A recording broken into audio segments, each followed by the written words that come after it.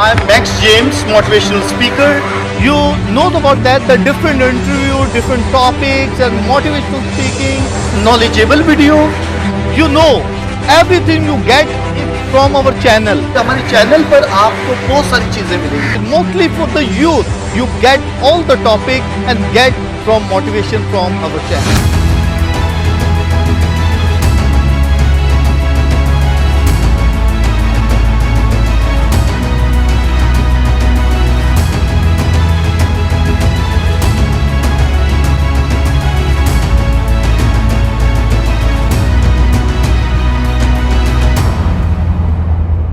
My dear friends and my viewers, जैसा कि आपको पता है कि हम बहुत सारी बाइबल मुकद्दस की किताबों का निचोड़, जिसे हम समराइज कहते हैं, हम कर चुके हैं और बहुत ही आपको आपके लिए लेकर आते हैं ताकि आप ज़्यादा से ज़्यादा नॉलेज गेट करें, बाइबल मुकद्दस की तालीम हम सीख सकें।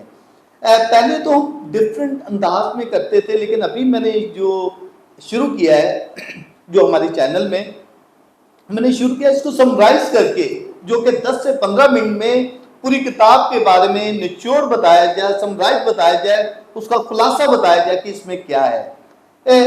सलातीन की दूसरी किताब जो है, ये 10वीं किताब है बाइबल मुकद्दस की, और इसके टोटल जो है 25 अबवाब हैं। 25 अबवाब में वो क्या कुछ बताया जाता है, जहां से सलातीन पहली किताब को छोड़ा गया, वहीं से वो जारी और सारी रहती है, और आगे जो 2 हिस्सों में डिवाइड हो जाते हैं इस्राएली कौम, ये चलता है सिलसिला। और इसमें सबसे ज्यादा जो एलिया का जो जानशीन है, उसका जो शागिर्द है अलीशा, वो नुमाया नजर आता है इस किताब में। खुदा उसको तमाम अपने मुताबिक बताता है। और दूसरे एक और बात भी है, नबूवत नस्ल जो है, ये जो है हैकल को तबाह कर देता है और उस पर कब्जा कर लेता है यरूशलेम पर। ये भी इसमें हवाला मिलता है कि क्या है। अभी हम ये तमाम चीजें माय डियर आप सुनेंगे। मैं सबसे पहले ये बता दूं, अगर मेरे चैनल को सब्सक्राइब नहीं किया, जरूर सब्सक्राइब करें। हम बाइबल मुकद्दस के तमाम किताबों को खुलासे में समराइज करके आप तक पहुंचा रहे हैं, और डिफरेंट पास्टर, प्रीस्ट, फादर या जो खुदा के लोग हैं, वो इसमें मिलकर शामिल होते हैं ताकि हम आप तक वो बाइबल मुकद्दस को पहुंचा सकें। तो आज फिर पास्टर जेम्स हमारे साथ मौजूद हैं, जो कि पास्टर जेम्स जो है वो इसके बारे में बयान करेंगे। उनका एक्सपीरियंस बहुत ज्यादा है। वो एक्चुअली कलाम को दूसरों तक फैलाते रहे। वो एक टीचर भी रह चुके हैं और 47 ईयर हो चुके हैं उसे एज ए पास्टर। और मैं समझता हूँ कि खुदा के बंदे पास्टर जेम्स ने, खुदा ने उसे बहुत नॉलेज दिया हुआ है, और वो अपने कलाम के जरिए से, अपनी बातों के जरिए से जो उन्होंने कलाम की सीखी, वो बयान करते हैं। पास्टर जी वेलकम, दोबारा से आप हमारे पास आए। Thank you so much.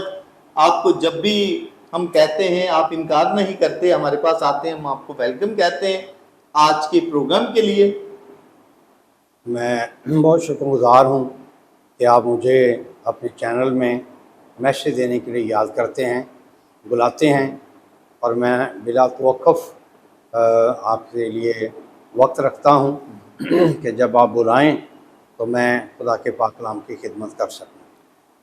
तो पास्टर जी, आज हम दूसरे सलातीन के बारे में बात करेंगे। दूसरे सलातीन में क्या ऐसी पोशीदा चीज़ें हैं या क्या ऐसी इम्पोर्टेंट चीज़ें हैं जो हमारे व्यूवर्स तक पहुँचा सकें, जो हमारे व्यूवर जान सकें।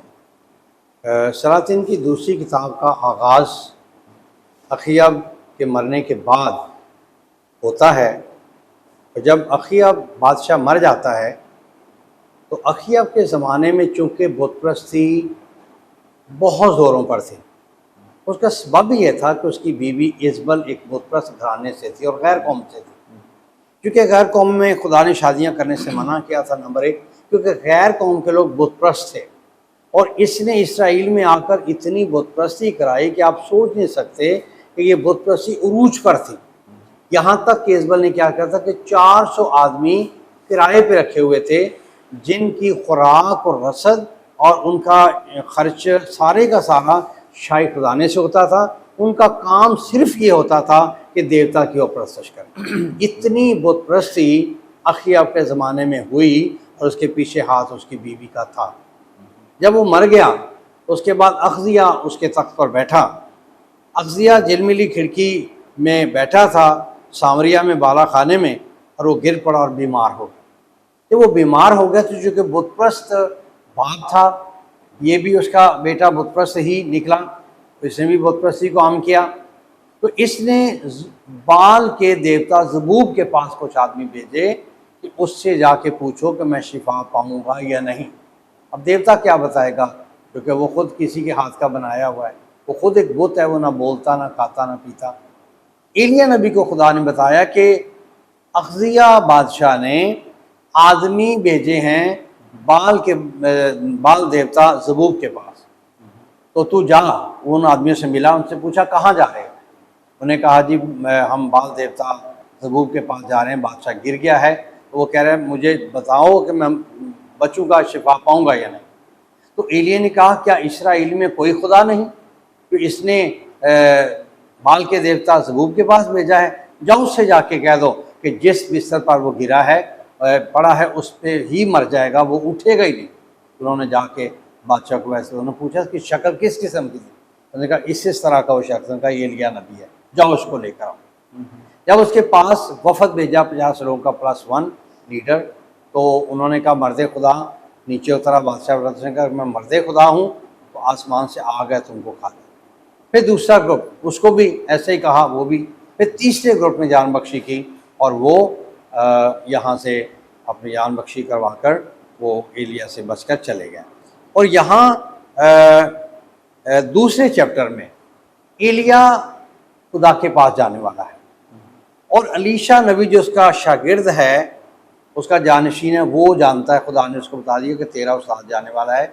और अलीशा नबी की ये ख्वाहिश थी कि मुझे एलिया की रूह का दुगना मिले। ये ख्वाहिश बहुत बड़ी ख्वाहिश थी, छोटी ख्वाहिश नहीं थी। तो उसने एलिया को कहा कि मैं तुझे नहीं छोड़ूंगा। अब 3 जगह वो गया। बाइबल मुक़द्दस बताती है कि वो 2 तेन गया, वो यरीहू गया और यरदन के किनारे गया। ने कहा मैं जा रहा हूँ, ने कहा मैं तेरे साथ जाऊँगा, ने कहा मैं फलां जगह जा रहा हूँ, मैं तेरे साथ जाऊँगा। यहाँ तो कुछ छोड़ा नहीं। यरदन पर जब गए तो यरदन पर एलिया नबी ने अपनी चादर को मारा और दरिया का पानी 2 हिस्से हो। फिर चूँकि अलीशा अपने उस्ताद एलिया को छोड़ नहीं रहा था, आसमान से एक आतशी रथ आया, एक आग का भगोला आया, उस भगोले ने दोनों को अलहदा कर दिया, और उसमें जो आतशी रथ था उस पर एलिया बैठा और वो आसमान पर जा रहा। अलीशा नबी नीचे से देख रहा, ने कहा इस्राएल के बाप, ऐ मेरे बाप, ऐ मेरे उस्ताद। एलिया ने कहा था अगर तू मुझसे अपने आप को जुदा होते देखे, अगर तू मुझे जुदा होते देखे अपने आप से, तो फिर मेरी रूह का दुगना तुझ पर होगा। ये निशान था। तो जब इसे देख रहा है तो वो आसमान पर जा रहा है, उसकी चादर नीचे गिरी, उसने चादर उसकी उठा ली। अब वो तो चला गया, जब वापिस आया तो उसने दरिया यरदन पर वो चादर मारकर जो एलिया की थी, उसने कहा एलिया का खुदा कहाँ है, पानी 2 हिस्से। ये वो उसकी रूह का दुगना था, और यहाँ से मोजात उसकी ज़िंदगी में करने शुरू हो गए। बाइबल कहती है कि सामरिया में काल पड़ा और फौजें जो थी गैर अक़वाम की, उन्होंने उसको घेरा हुआ था। जब फौजों ने घेरा हुआ था तो अलीशा और उसका नौकर भी उसी शहर में थे। जब अलीशा का नौकर बाहर निकला तो उसने कहा मालिक देख सामरिया के चौगिर्द तो लोग ही लोग, फौज ही फौज है, हम तो गए।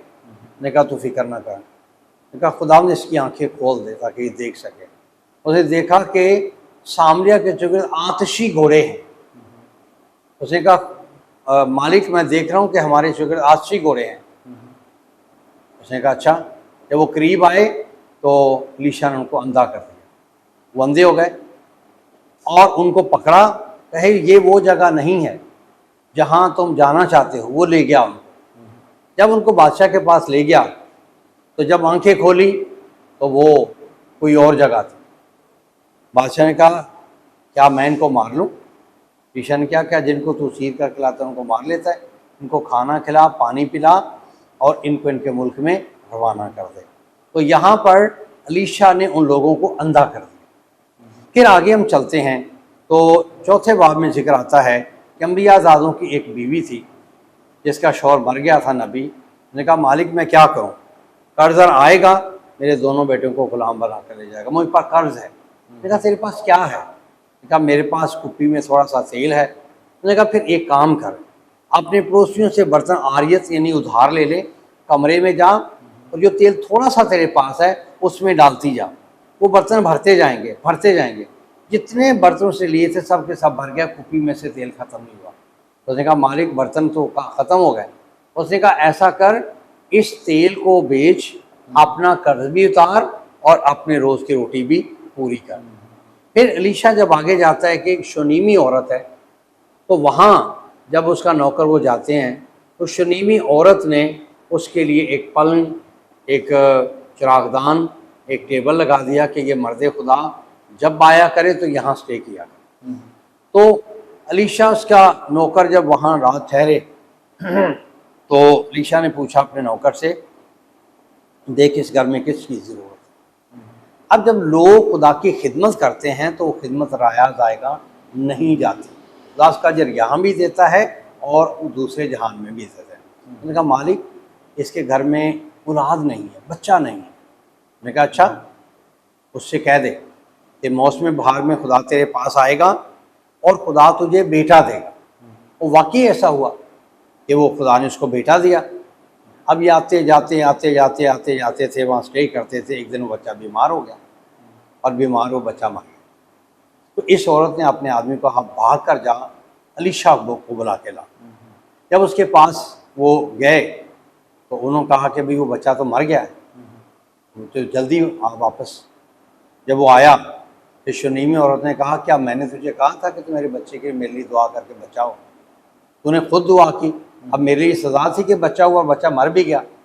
उसने कहा अच्छा, ऊपर उसको लटा दो बाला खाने में। बच्चे को लटा दिया। अब बाइबल कहती है कि एलीशा उस बच्चे पे लेट गया और लेट कर उसने उसके नथनों में सांस फूंका और दुआ की और वो बच्चा जिंदा हो गया। वो बच्चा उसने उसकी माँ के साथ देख देख, अगर ये बच्चा मर गया था और मैंने दुआ की बच्चा हुआ, तो फिर इस बच्चे को जिंदा करने वाला भी वही है जिसने तुझे बच्चा दिया। यहाँ तक बाइबल में बताती है कि जितने मोजे एलिया ने किए, एलीशा ने उससे दुगने किए जब उनको कलेक्ट किया जाए, क्योंकि उसकी दुआ भी यही थी कि मालिक मैं ये चाहता हूँ कि तेरी रूह का दुगना मुझ पर हो।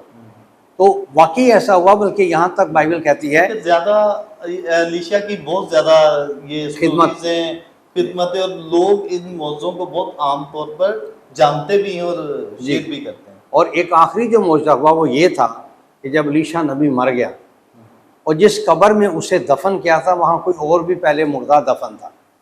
जब एलीशा नबी का बदन उस हड्डियों के साथ टच हुआ तो मुर्दा उठ के बैठ गया, वो जिंदा हो गया। ये आखिरी मौजज़ा था एलीशा नबी के वसीले से, जो उसने कहा था कि मालिक मैं ये चाहता हूँ कि तेरी रूह का दुगना मुझ पर हो। लेकिन कोई भी शख्स उस वक्त तक मुकाम हासिल नहीं कर सकता जब तक खिदमत ना करे, क्योंकि खिदमत का अजर है। कुछ लोग चाहते हैं कि खिदमत ना की जाए, ऐसे ही हमें बरकत मिल जाए, ऐसे नेमतें मिल जाएं, ऐसे ही ओहदे मिल जाएं, ऐसे हम पॉपुलर हो जाएं। ऐसा नहीं होता। जब तक कोई किसी बुजुर्ग की, किसी खादिम की, किसी खुदा के बंदे की, खुदा की खिदमत नहीं करता, तब तक वो उस मुकाम को और उस ओहदे को हासिल नहीं कर सकता जिस तरह एलीशा ने किया। और इस किताब में एलीशा का बहुत जगह जगह जिक्र आता है कि किस तरह से एलीशा के खुदा ने बड़े बड़े काम किए। और वाकई जिस तरह खुदा ने एलीशा के सिरे से बड़े बड़े काम किए, आज खुदा अपने बंदों के सिरे से भी बड़े बड़े काम करते हैं। उसके साथ ईमान का होना ज़रूरी है। और जितने लोग जी एलीशा की ये भी बात मैंने सुनी कि वो काल जब पड़ा था तो उसको एक वो कुएं एक नाले के अंदर वो बैठा रहता था, कवे उसको आके वो खाना वाना देते। वो एलिया के बारे में एलिया की बात वो एलिया के बारे में था कि जब काल पड़ गया तो खुदा ने उसे कहा कि नाले पर चला जा, मैं कव्वे के ज़रिए गोश्त और रोटी तुझे पहुंचाऊंगा। वो पहुंचाता तो था, कव्वे गोश्त और रोटी उसको पहुंचाते थे। लेकिन इसके दौर में भी एक काल एलिया पड़ा, था। जी, एलीशा के दौर में भी एक काल आया, वो जी, भी जी। आपने याद करा दिया जी, ताकि जी, मैं जी, उस काल बिल्कुल, को बयान कर बिल्कुल, हाँ सकूं। जी, सही। अब फौजों ने सामरिया को घेरा हुआ था, एक तो काल था, नंबर 2 फौजों ने उसे घेरा हुआ था, खाने के लिए कुछ भी नहीं था। गधे का सर चांदी के 80 सिक्कों में और कबूतर की बीट 1/4 चांदी के 5 सिक्कों में बिकी। यहाँ तक कि औरतों ने अपने बच्चे ज़िबा करके खाए, मरता क्या ना करता, मजबूरी थी। और यहाँ से थोड़ी सी बात मैं और बता दूं कि बहुत से लोग डेफिनेशन करते हुए रिसर्च नहीं करते। अब कुछ लोग कबूतर की बीट को कहते हैं कि जो कबूतर बीट करता है या छिछी करता है वो उन्होंने खाई। नहीं, ऐसा नहीं है। ये कबूतर की बीट वो नहीं है जो लोग समझते हैं। क्योंकि मैंने एक बहुत बड़े सेमिनार में से 150 लोग थे, वहाँ मैं नहीं था, लेकिन वहाँ मुझे एक शख्स ने बताया कि एक बड़ा ही मशहूर खादिम था, उसने वहाँ पर ये बताया कि जी कबूतर की बीट वही है जो वो छिछी करता लोगों ने खाई। तो मैंने कहा ये बिल्कुल गलत है, कमूसल किताब में जाके मुताला करें। जो निबातात बाइबल है उसको जाके देखें, वहाँ वो ये कहता है कि ये एक पौधा है जिसकी जड़ है, उसकी जड़ को सुखा के पीस के आटे की जगह पर इस्तेमाल करते। कबूतर की बीट वो है, वो नहीं है जो लोग समझते हैं। क्योंकि जब तक रिसर्च स्टडी ना की जाए उस वक्त तक ऐसा नहीं होता। लोग अपने अटकल पर चू लगाते हैं और डेफिनेशन करते हैं। रिसर्च करना ज़रूरी होता है, जब किसी बात को बताया जाता है तो रिसर्च करना ज़रूरी होता है। अब हुआ ये कि बादशाह ने अंदर बाहर टाट पहना हुआ था। एक औरत ने कहा बादशाह की दुहाई है। ने कहा क्या हुआ? उसने कहा कि काल है, गधे के सर खाए जा रहे हैं, कबूतर की बीट खाई जा रही है। इवन दो कि हम 2 औरतें थी, एक ने कहा आज मेरा बच्चा खा लेते हैं, कल तेरा बच्चा खा लेंगे। तो आज मेरा बच्चा खा, कल जब उसके बच्चे की बारी तो अपने बच्चा छुपा दिया। तो बादशाह ने अपना कपड़े फाड़ दिए, नीचे टाट पहने हुए सर। ने कहा साफत के बेटे एलीशा का सर अगर उसके सर पर रह जाए तो खुदा मुझसे 100 गुना इससे भी ज़्यादा जाओ पकड़ के ला। अभी एलीशा कुछ लोगों के साथ बैठा हुआ था, तो वो आदमी आ रहा था। उस आदमी ने को जब खुदा ने एलीशा को बताया कि एक आदमी आ रहा है, उसने कहा कि एक आदमी आ रहा है, जोर से दरवाज़ा बंद कर देना ताकि वो अंदर ना, वो मुझे पकड़ने के लिए आ रहा है। तो जब वो करीब कहा कि देखो वो आ गया, मैं दरवाज़ा जोर से बंद कर दिया। तो एलीशा ने उस शख्स से कहा कल इसी वक्त सामरिया के फाटक पर तू जौ और मैदा बिकते हुए देखेगा। उसने कहा अगर खुदा आसमान में खिड़कियां भी लगा दे तो क्या ऐसा मुमकिन है? उसने कहा तो अपनी आंखों से देखेगा पर खाने ना पाए, क्योंकि तूने मेरी बात को, जो खुदा की बात है, मैंने अपनी बात नहीं की, खुदा की बात है, तूने उसको नहीं माना। अब हुआ ये कि उधर सामरिया का गिरोह था और उनके दुश्मन लश्करगाह में बैठे हुए थे, खाना खा रहे थे, घोड़े बंधे थे साथ। खुदा ने क्या कि जोर की आवाज़ सुनाई उनको, वो सारे भाग गए, घोड़े लेकर भाग गए, घोड़े खड़े हैं जान बचाने। ने कहा कि इस्राएली हमारे खिलाफ बादशाहों को बुलाए, अब वो हमें नहीं छोड़े। वो सब छोड़ के भाग गए। अब कोड़ी शहर से बाहर थे 4 कोड़ी, उन्होंने कहा कि देखो मरना तो है ही है, अगर हम जाते हैं लश्करगाह में, अगर बच गए तो बच गए, नहीं बचे तो मरना तो है ही हमें। जब वो लश्करगाह में गया तो देखा कच्चा पक्का सारा खाना पड़ा हुआ है, घोड़े बंधे पड़े हैं, वहाँ कोई भी नहीं। उन्होंने खूब खाया पिया, कुछ ज़मीन में छुपा दिया। एक ने कहा आज खुशखबरी का दिन है, अगर हमने खुशखबरी ना शहर में दी तो खुदा हमसे इसका बदला लेगा। वो शहर में गए, बादशाह से खबर पहुँचाई, बादशाह सलामत, लश्करगाह जूं की तूं पड़ी है, वहाँ कोई आदमी नहीं है, इसलिए जाकर वहाँ कच्चा पक्का अनाज ले आओ। तो बादशाह ने सोचा कि हो सकता है वो कहीं घात में बैठे हों कि जब ये यहाँ पर आएँ तो हम इन पर हमला कर दें। बादशाह ने सर्च करने के लिए कुछ आदमी भेज के जाओ जासूसी करके हो कि वैसा ही है। तो वो कुछ शख्स गए, उन्होंने लश्करगाह में खड़े हुए इधर उधर दूर दूर तक देखा, कोई आदमी। उन्होंने कहा बादशाह साहब वहाँ कोई भी नहीं है। उन्होंने कहा जाओ वहाँ जौ का आटा मैदा सब उठा के ले आओ। वो ले आए और ऐलान कर दिया कि कल इसी टाइम पर सामरिया के फाटक पर जौ और मैदे का आटा और जौ का आटा बिकेगा और बादशाह ने उसी शख्स को मुकर्रर कर दिया जो शख्स एलीशा नबी के पास गया था, जिसको एलीशा ने कहा थे कि कल इसी टाइम तू सामरिया के फाटक पर मैदा और जौ बिकते देखेगा। तो उसने कहा खुदा आसमान में खिड़कियां भी लगा दे तो कैसा हो सकता है। तो उसने कहा तो अपनी आंखों से देखेगा पर खाने ना पाएगा। यकीन नहीं किया। अब बादशाह ने इसी शख्स को मुकर्रर कर दिया कि तू लोगों में तकसीम कर। और धकड़म बकड़म इतनी थी, इतने लोग थे कि ये लोगों के पाँव के नीचे दब कर मर गया। जो बात एलीशा ने कही थी वो पूरी हुई कि तो अपनी आंखों से देखेगा पर खाने ना पाएगा। तो वो अनाज जो गैर कौम का था वो इसराइल के काम आया, सामरिया के लोगों के काम आया। और ये खुदा की वो बात थी जो खुदा ने एलीशा नबी के वसीले से कही थी। नबी खुदा का मुंह होता है और नबी जो बात करता है वो अपनी तरफ से नहीं करता। हमेशा नबी खुदा की बात करता है। और जब नबी खुदा की बात करता है तो खुदा उसको पूरा करने की कुव्वत और कुदरत रखता है। इसी तरह इस किताब में एलीशा का बहुत ज़्यादा जिक्र आता है। एलीशा की बहुत बड़ी खिदमत है इस किताब में। सलातीन की दूसरी किताब में एलिया तो आसमान पर चला जाता है, जिंदा उठाया गया, लेकिन उसके बाद एलीशा, फिर एलीशा के साथ साथ और अम्बिया सादे भी थे जो तैयार हो रहे थे खुदा की खिदमत के लिए। में बादशाहों का जिक्र है, फिर बादशाहों के साथ साथ नबी होते थे, अम्बिया होते थे जो उनको आने वाले वक्त के बारे में बताते थे, क्या होने वाला है, जो हो रहा है ये खुदा के ऐन मर्जी के मुताबिक है या नहीं है। तो इस तरह से हदायत देने के लिए खुदा नबियों को अपना कलाम देकर भेजता था, जिसमें एलीशा नबी भी एलीशा नबी। ओके, बहुत अच्छा, बहुत नाइस तरीके से आपने शेयर किया है। My dear friends and my viewers, जैसे कि पास्टर जेम्स ने बहुत अच्छे तरीके से दूसरी सलातीन की किताब के बारे में एक्सप्लेन किया, मैं समझता हूँ कि हमारे लिए बहुत ही इम्पोर्टेंट है। इस किताब में एलीशा नबी का बहुत ज़्यादा जिक्र है और उसके मौजूदात, उसने जो काम किए हैं और उसने बहुत बड़े बड़े काम किए, और ये बादशाहों की किताब भी कहा जाता है और बहुत ज़्यादा इसके बाद नॉलेज है। तो ये मैं समझता हूँ इस किताब से, इस मैसेज से बहुत कुछ आप सीख सकते हैं कि क्या यहाँ समराइज करके इस किताब के बारे में बताया है। और मैं समझता हूँ पास्टर जेम्स ने बहुत ही नाइस तरीके से अपनी हिकमत अमली से बहुत कुछ आपको नॉलेज देने की कोशिश की। Okay my dear, thank you so much, God bless you. इस जितना भी आप इसको शेयर करें ताकि दूसरों तक ये पैगाम जा सके। Okay my dear, thank you pastor ji, God bless you.